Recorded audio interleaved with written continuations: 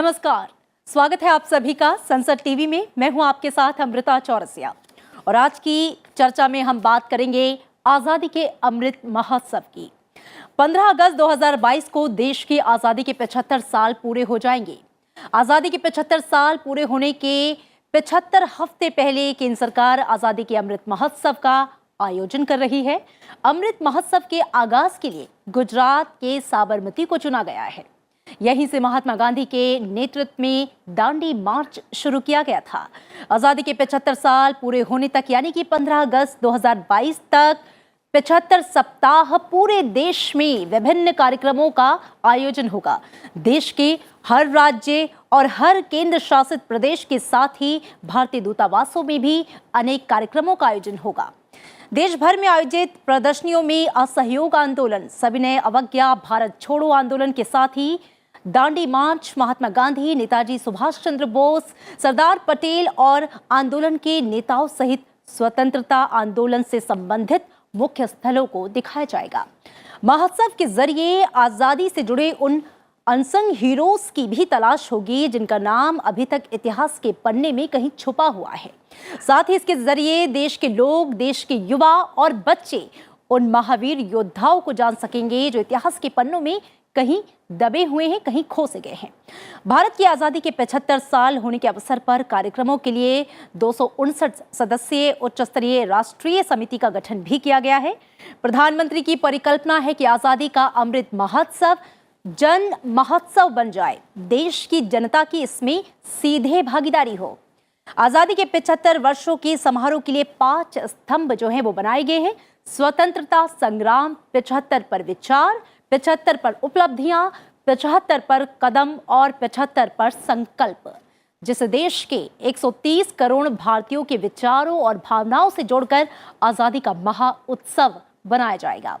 तो आजादी के 75वें वर्ष के उपलक्ष्य पर इस महा उत्सव पर आज हम चर्चा करेंगे अपने 2 बेहद खास मेहमानों से। आइए मैं उनका आपसे परिचय करवा दूं। मेरे साथ दीपा मलिक हैं, आप समिति के सदस्य हैं अमृत महोत्सव 2021, साथ ही आप पद्मश्री हैं, खेल रत्न अवार्डी और आप प्रेसिडेंट भी हैं para Olympic committee of India. बहुत स्वागत है दीपा जी आपका। मेरे साथ निरुपमा कोटरू जी हैं, आप संस्कृति मंत्रालय में संयुक्त सचिव हैं, भारत सरकार। आप दोनों खास मेहमानों का बहुत शुक्रिया और आइए चर्चा की शुरुआत करते हैं। निरुपमा जी, चर्चा का जो आगाज है वो मैं आपसे करना चाहूंगी। स्वतंत्रता की 75वीं वर्षगांठ के मौके पर आजादी का जो ये अमृत महोत्सव है, इसके पीछे की जो थीम है, इसके पीछे की जो सोच है, जो विजन है, जो परिकल्पना है और जो प्रेरणा है, मैं चाहूंगी कि आप बताएं। संस्कृति मंत्रालय के पूरे देखरेख में इस कार्यक्रम का आयोजन होगा। जी, बहुत बहुत नमस्कार आप सबको जी। और आज का दिन बड़ा पावन दिन है। आपको पता है 12 मार्च को दांडी सत्याग्रह का 91st एनिवर्सरी इनफैक्ट में हम लोग पैर कदम रख रहे हैं। और जैसा आपने अभी बताया कि ये बड़ी खुशी की बात है कि आज़ादी का जो अमृत महोत्सव है इसकी शुरुआत आज 12 मार्च की शुभ दिन से हो रही है, जिस दिन आपको ज्ञात है कि गांधी जी ने सिविल डिसोबीडियंस मूवमेंट की शुरुआत की थी और साबरमती से दांडी की यात्रा तय की थी।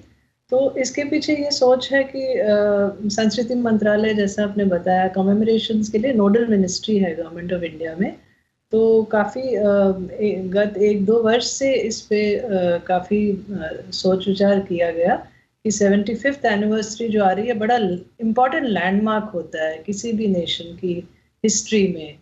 तो इसको कैसे अच्छी तरह मनाया जाए और ये सिर्फ एक जश्न या सिर्फ सेलिब्रेशन या इवेंट्स ना हो, बल्कि बहुत ही इम्पोर्टेंट लैंडमार्क ये सूचित करे कि इंडिया इस वक्त कहाँ पहुँच चुका है, एक विश्व गुरु की तरह, कि 75 सालों की हमारी जर्नी किस तरह हम लोगों देशवासियों को प्रेरित भी करें और इसको जश्न तो ज़रूर मनाएं, लेकिन साथ साथ कुछ ऐसे संकल्प भी करें कि विश्व सच में उठ बैठ के खड़ा हो जाए और देखे कि भारत 75 वर्षों में कहाँ से कहाँ पहुँच चुका है, हमने क्या क्या पाया है और हमें और अभी क्या क्या करना है।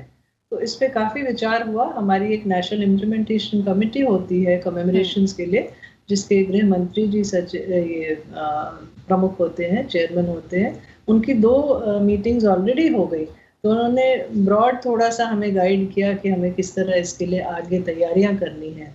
और फिर जैसा आपने बताया, प्रधानमंत्री जी की चेयरमैनशिप में एक नेशनल कमेटी बनी है जिसमें दीपा जी भी एक सदस्य, बहुत इम्पोर्टेंट सदस्य हैं, क्योंकि जैसा हम चाहते थे और प्रधानमंत्री जी भी ये कहते हैं हमेशा कि विमेन की पार्टिसिपेशन ज़रूर होनी चाहिए, और इनके जैसे स्पोर्ट्स पर्सन्स की participation her walk of life से उसमें मेंबर्स हैं, हमारे स्पोर्ट्स पर्सन्स भी हैं, पॉलिटिकल लीडर्स भी हैं, आर्टिस्ट्स हैं, बिजनेस लीडर्स हैं। तो उस नेशनल कमेटी की पहली मीटिंग अभी प्रधानमंत्री जी ने ली थी 8 मार्च को, अभी कुछ ही दिन पहले, और जिसमें उन्होंने सबसे बात की और उनको थोड़ा सा इंट्रोडक्शन दिया कि हम लोग क्या क्या प्लानिंग कर रहे हैं, क्योंकि हमें इस कमेटी का मार्गदर्शन चाहिए, इनकी भागीदारी चाहिए दीपा जी जैसे लोगों की, कि हम लोगों को किस तरह इसको सेलिब्रेशन को आगे लेना चाहिए। तो अभी तो आगाज है, जैसा आपने बताया। ये कोइंसिडेंस भी है कि जब हम 75 वर्ष पूरे करने वाले हैं 2022 में 15 अगस्त को, तो ये सोच थी कि उससे 75 वीक्स पहले ये सेलिब्रेशन शुरू हो जाए, और वो सौभाग्यवश वो डेट इसी वक्त पड़ दी 10-11 मार्च के बाद। तो हमारा बहुत बड़ा सौभाग्य है कि इतना अच्छा एक इम्पॉर्टेंट लैंडमार्क हमें दांडी सत्याग्रह का मिला। तो फिर इसलिए प्रधानमंत्री जी ने तय किया कि इसी से हम अपना शुभारंभ करेंगे। और आज बहुत अच्छा प्रोग्राम होपफुली आप सब लोग देखेंगे, दूरदर्शन में लाइव टेलीकास्ट होगा। प्रधानमंत्री जी खुद यहाँ आएंगे अहमदाबाद में। मैं अभी अहमदाबाद नहीं हूँ, मेरे पीछे साबरमती नदी आप शायद देख सकते हैं। तो ये बहुत अच्छा कार्यक्रम होगा, और मुझे लगता है सब देशवासी बहुत अच्छा महसूस करेंगे कि इस दिवस पर 12 मार्च को हमने इसकी शुरुआत की है, और आगे बहुत सारे कार्यक्रम हैं। हमने काफ़ी राज्यों से ऑलरेडी हमारी बातचीत हुई है, हमने उनको पत्र लिखे, उनके जवाब भी आ गए, और बहुत ही एंथुजियाज्म से, चाहे कश्मीर हो या केरल हो या मध्य प्रदेश हो या तमिलनाडु हो, कर्नाटका हो, हर स्टेट ने हमें लिखा है कि 12 को तो हम 75 जगह ऑल इंडिया में प्रोग्राम करेंगे ही करेंगे, मगर आगे के 75 वीक्स की तैयारी भी बड़े जोर शोर से हो रही है। और इसमें जैसा होता है ना कि सिर्फ एक प्रोग्राम हो गया, कल्चरल इवेंट हुआ, वो तो होगा ही होगा, साइकिल रैलियां होंगी, मैराथन होंगे, क्योंकि इन सब चीजों से लोग जुड़ते हैं, एक जन भागीदारी होती है। मगर उसके अलावा ये बड़ा जरूरी है कि एक्शंस, अचीवमेंट जो आपने बताया ना, ideas, new ideas for new India, India 2.0 जिसको हम कह सकते हैं, विजन क्या होना चाहिए हमारा, इस सब पे बहुत सारे प्रोग्राम्स होने वाले हैं, बहुत पॉलिसीज भी गाइड होंगी इससे। जी बिल्कुल निरुपमा जी, 75 क्या होना जी, जैसा कि आपने कहा कि ये सिर्फ एक जश्न नहीं है बल्कि संकल्प है भारत को विश्व गुरु बनाने का। दीपा जी, इन्हीं लाइनों के साथ मैं आपका रुख करना चाहूंगी, क्योंकि आप अमृत महोत्सव 2021 की जो कमेटी है उसके सदस्य भी हैं। जब प्लानिंग के स्तर पर जब विचारों का आदान प्रदान चल रहा था, चूंकि सोच ये है कि भारत ने जो कदम अब तक तय किए हैं, भारत और क्या कुछ कर सकता है, किस तरीके से विश्व गुरु की छवि को दिखा सकता है, और भारत दरअसल क्या है। उस दौरान मैं चाहूंगी कि आप बताएं कि किस तरीके से इसमें वो विचार डाले गए हैं जिससे इस महोत्सव को वो महोत्सव बनाया जाए जिसकी परिकल्पना प्रधानमंत्री ने की है। देखिए, जब मेरे को ये न्योता आया कि मैं इस कमेटी की मेंबर चुनी गई हूँ, मेरे लिए शायद 8 मार्च महिला दिवस में इससे बड़ा तोहफा शायद और कोई नहीं हो सकता एक महिला के लिए, जो भारत की महिला है और स्वयं प्रधानमंत्री उन्हें चुनते हैं जी।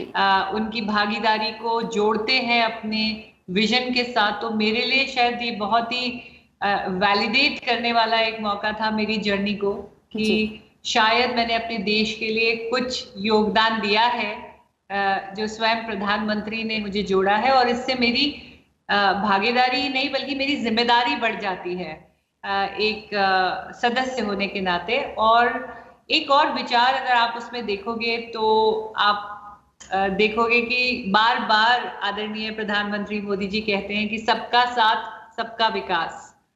तो मैंने खुद ये देखा कि महिलाओं की भागीदारी, दिव्यांग जनों की भागीदारी, खिलाड़ियों की भागीदारी, मतलब ऐसा कोई क्षेत्र या ऐसा कोई फील्ड नहीं है जहाँ के लोगों को जोड़ा नहीं गया हो जी। तो डेफिनेटली विजन बिल्कुल क्लियर है कि जो नया भारत है वो सबका भारत है, उसमें सबने बराबर का योगदान देना है।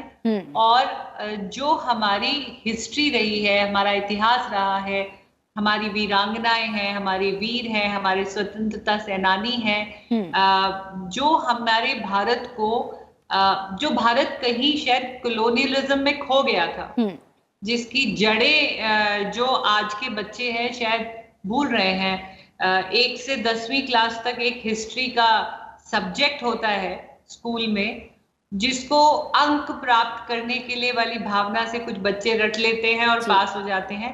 शायद ये 75 हफ्तों का जो आज आगाज हो रहा है, 75वें हमारे स्वतंत्रता दिवस का जो हम सेलिब्रेशन करने जा रहे हैं, आजादी का जो हम महत्व समझना जो असली मायने में आज के बच्चे को चाहिए। क्योंकि अगर कोई 10 साल का बच्चा है या 20 साल का बच्चा है, हमने फिर भी हमारे दादा दादी से, हमारे पिताजी से पार्टीशन की कहानियां सुनी है। हमने हमारे परिवार में एक बुजुर्ग जरूर, एटलीस्ट मेरी एज के लोगों को जरूर एक बुजुर्ग जिन्होंने स्वयं कहानी सुनाई थी। और जैसे मेरे नाना जी हैं, वो पत्र लिखते थे और उनको उनके लाइब्रेरी में जो उन्होंने खुद अपना पुस्तकालय रखा है अपने घर में, उसमें 3 पत्र हैं जो महात्मा गांधी जी ने स्वयं अपने हाथ से उन्हें लिखे हैं। तो कहीं ना कहीं हमने फिर भी देखा है। लेकिन अगर आगे मैं अपनी बेटियां देखूं या और अपनी सहेलियों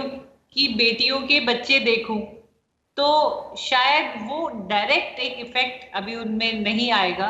तो ये जो 75 हफ्ते हैं जिसके अंदर हम अपने पुराने इतिहास को याद करेंगे, भारत के गौरव को, अंग्रेजों के आने से पहले वाले, मुगलों के आने के पहले वाले भारत को, जिस भारत ने संसार को शिक्षा दी, तक्षशिला नालंदा से हमारे जो अर्थशास्त्र है, वेद हैं, वो पूरे संसार में गए।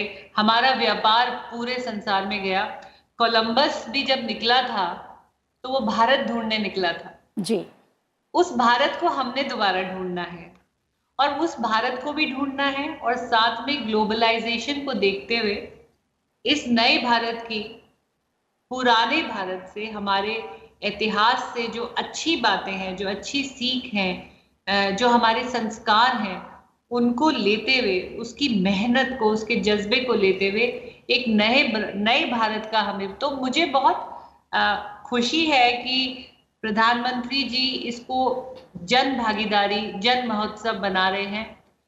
उस जो भी फंक्शंस होंगे, जो भी 75 में, उसमें नए नए आइडियाज दिए। और मैं हैरान थी जब मैंने वो पूरी प्रेजेंटेशन देखी कि मतलब कितनी चीजें ऑलरेडी सोच ली गई हैं। और मैं बहुत मुबारकबाद देती हूँ हमारे सांस्कृतिक मंत्रालय को कि उन्होंने कितना सोचा, चाहे वो शहीद स्मारक हों, चाहे वो जैसे उन्होंने कहा कि मैराथन्स हों, पुराने ऐतिहासिक मॉन्यूमेंट्स हों, कोई त्योहार हों, बातें हों जो अनसंग हीरोज हैं, जिनकी बातें हमने अभी नहीं कभी सुनी, स्वतंत्रता सेनानी जिनका चाहे छोटा रोल रहा हो, गांव से वो कह रहे हैं कि अपने गांव के ऐसे व्यक्ति की बात करो जिसने कभी कुछ किया हो लेकिन हिस्ट्री की किताबों में शायद उसका नाम ना आया हो।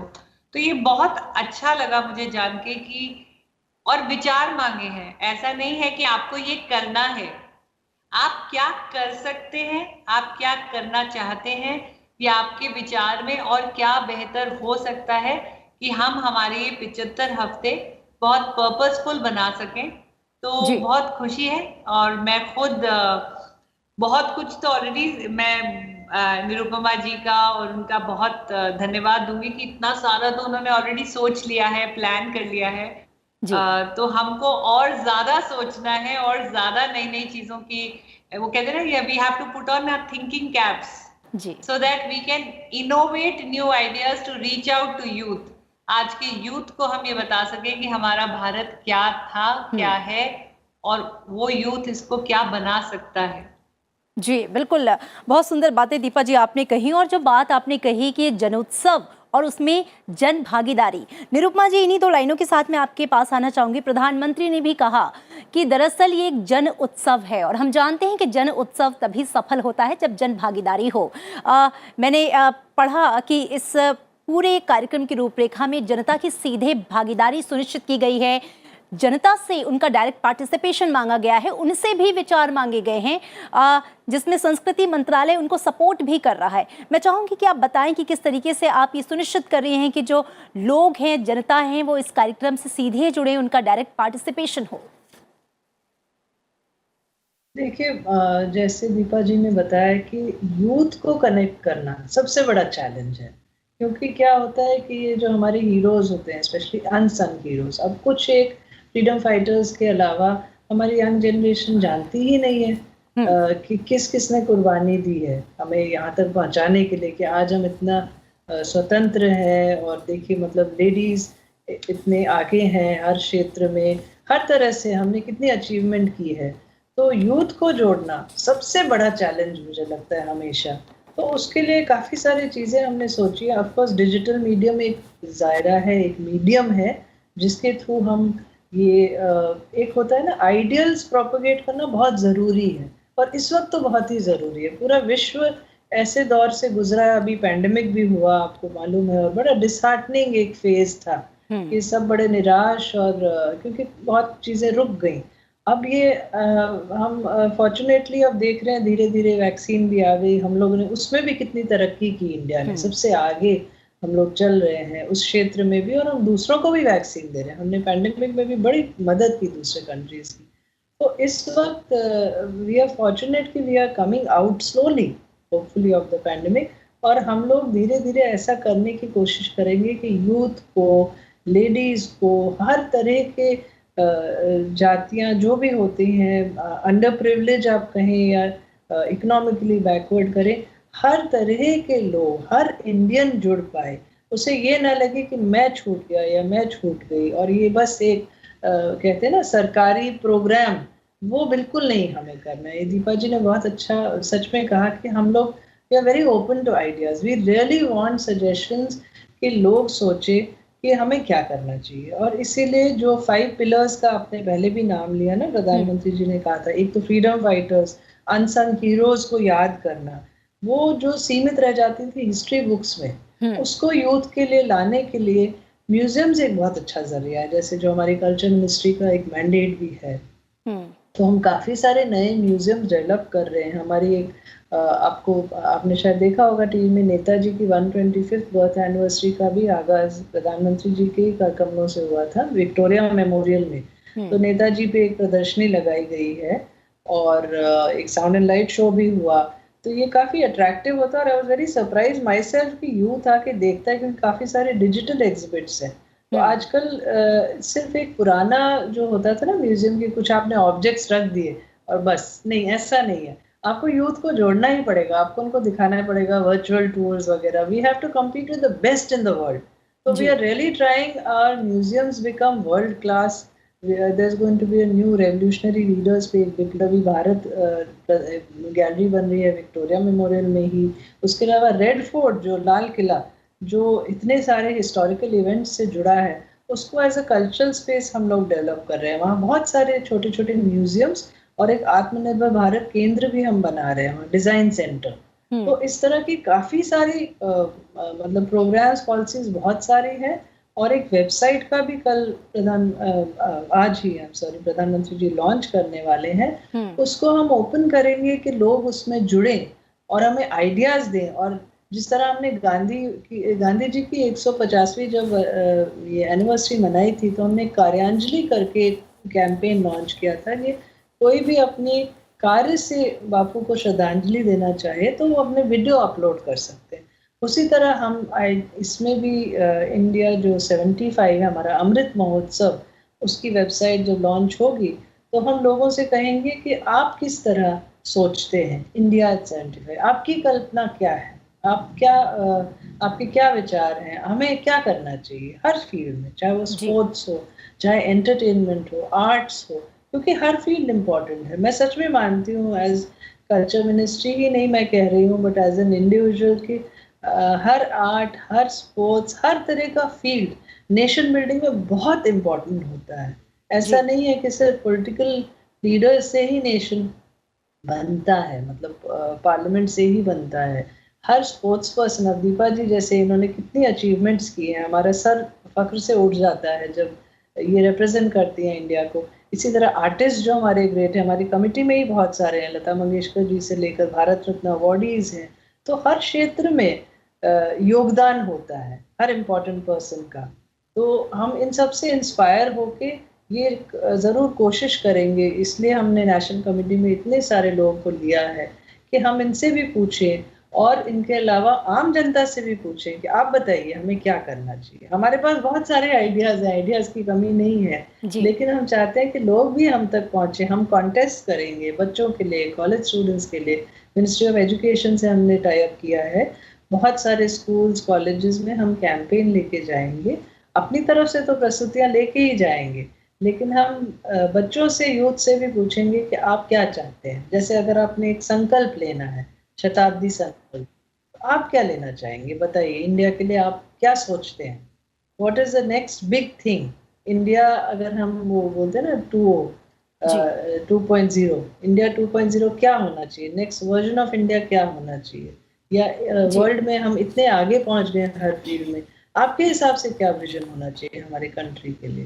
तो we will try our best कि हर तरह से हम भी एक मैसेज लेके जाएं यूथ तक, और ओल्डर जनरेशन तो है ही उन तक, और उनसे भी सुने, सिर्फ करें ना, सुने भी उनकी और उनसे जुड़े और कहें आप बताइए आप किस तरह का सेलिब्रेशन होना चाहिए। और काफ़ी लंबा समय है, इसलिए हमें प्लानिंग के लिए भी काफ़ी टाइम मिलेगा। 75 वीक्स में बहुत सारे प्रोग्राम होंगे। आगे आगे आप देखेंगे तो मुझे लगता है you will all feel very satisfied. बिल्कुल निरुपमा जी, 75 हफ्ते का एक लंबा वक्त और जिस तरीके की प्लानिंग दिख रही है वो निश्चित रूप से उत्साहवर्धक है। दीपा मलिक जी, एक ऐसा कार्यक्रम जो कश्मीर से लेकर कन्याकुमारी तक देश को एक डोर में कहीं ना कहीं बांध रहा है, जहाँ पे हर जाति, धर्म, वर्ग, संप्रदाय, अलग अलग क्षेत्र, हर तबके को छुआ जा रहा है, उन्हें कहीं ना कहीं एकजुट किया जा रहा है। कितना अच्छा आप इसे मैसेज मानती हैं, कितनी बड़ी पहल मानती हैं एक ऐसे वक्त में जब देश कितनी महामारी से गुजर रहा है या गुजरा है, और सभी को यूनाइट करने की दिशा में, राष्ट्रभक्ति की चेतना जगाने की दिशा में इसको कितना बड़ा कदम आप मानती हैं? देखिए, मैं खिलाड़ी हूँ और मैं जब भी खेली हूँ या मैंने देश के लिए जब भी मेडल जीता है, तो जो तिरंगा गया है वो सबका ऊपर गया है जी। जो मेडल आया है वो 130 करोड़ भारतीयों का अपना स्वयं उनका प्यारा मेडल बनकर आया है जी। तो कुछ ऐसी सी भावना मुझे आई जब मैंने कमेटी की मीटिंग अटेंड करी। मैंने आदरणीय मोदी जी को सुना, मैंने सांस्कृतिक मंत्रालय के संयोजकों को सुना, और जब मैंने इसकी पूरी परिभाषा समझी कि ये इंडिया एट 75 इसका क्या प्रतिरूप रहेगा, तो मुझे बहुत एक सच कहूँ तो एक ऐसे खचाखच भरे हुए स्टेडियम की, जिसके अंदर एक खिलाड़ी खेल रहा है और जैसे ही वो जीतता है तो तमाम तिरंगे झंडे, या वाघा बॉर्डर के ऊपर जब सारे वहां पे बैठे होते हैं और देशभक्ति की एक भावना जगकर आ रही होती है, जब हमारे सैनिक वहां परेड कर रहे होते हैं और तिरंगा ऊपर जा रहा होता है, तो बिल्कुल एक वैसी सी भावना आई। मैं हूँ भी सैनिक परिवार से, तो बहुत कूट कूट कर भरी गई है मेरे अंदर देश प्रेम की भावना। खिलाड़ी का यूनिफॉर्म हो या पति और पिता की फौजी यूनिफॉर्म हो, उसका एक ही परिभाषा है देश प्रेम। और ये इंडिया एट 75 का जो ये इतना बड़ा महोत्सव आज से आगाज हो रहा है, मेरे ख्याल उसका भी बस एक ही परिभाषा है, देश प्रेम, देशभक्ति। और मेरे ख्याल से देश प्रेम ज्यादा, क्योंकि जब आप अपने मुल्क को प्यार करते हो, आप अपने देश से प्यार करते हो, आप किसी भी चीज से जब प्यार करते हो तो आप उसको संभालना चाहते हो, उसे संवारना चाहते हो, उसे संजोना चाहते हो, उसकी सराहना करना चाहते हो। तो ऐसा हमें करना है अब अपने देश के लिए। और दिस इज लाइक देखिए आजकल का यूथ है वो #throwback Saturday, #throwback Thursday, तो ये मेरे ख्याल से उनके लिए एक हैशटैग थ्रोबैक भी है और एक पेट्रियोटिज्म का चैलेंज भी है। तो बहुत अच्छा लगेगा जब सब आगे आएंगे। और जो मुझे सबसे ज्यादा एक्साइट कर रहा है निरुपमा जी, जैसे आपने कहा कि हम नए नए आइडियाज देखना चाहते हैं, तो मैं भी देखना चाहती हूँ कि कितना इनोवेटिव होने वाला है पूरा भारत या पूरे भारत के बच्चे, school, projects. It will be so exciting to see कि कितने नए नए तरीके से मैं तो खुद ही रोज दिन रात जब से मैंने मीटिंग अटेंड करी है, मैं सोच रही हूँ कि मैं क्या करूंगी इन 75 हफ्तों में, या मैं कम से कम हर हफ्ते कोई एक ऐसी चीज करूं जो इंडिया एट 75 के 5 तत्वों में से कोई एक एलिमेंट को लेके मैं उसको हाईलाइट कर सकूं।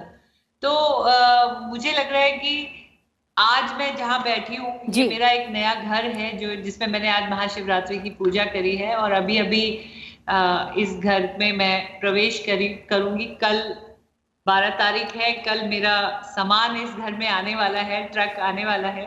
तो शायद ये भी नए भारत का एक प्रतिरूप है कि एक महिला जो 30 वर्ष की आयु में पैरालिसिस में चली जाती है और लोग सोचते हैं उसकी जिंदगी अंत हो जाएगी, क्योंकि भारत में तो सुगम्यता नहीं है, भारत में तो टैबू माना जाता है डिसेबिलिटी को। लेकिन 20 साल बाद वही महिला मेडल भी जीतती है और इतनी सशक्त हो जाती है अपने देश में खेल के कि वो एक नया घर भी बना लेती है अपने बलबूते पे। तो ये भी तो अपने आप में एक भारत का बहुत बड़ा नया रूप है। बिल्कुल, बहुत ही प्रेरणादायी दीपा जी, और देश की तमाम महिलाओं के लिए, तमाम लड़कियों के लिए आप प्रेरणा का स्रोत हैं।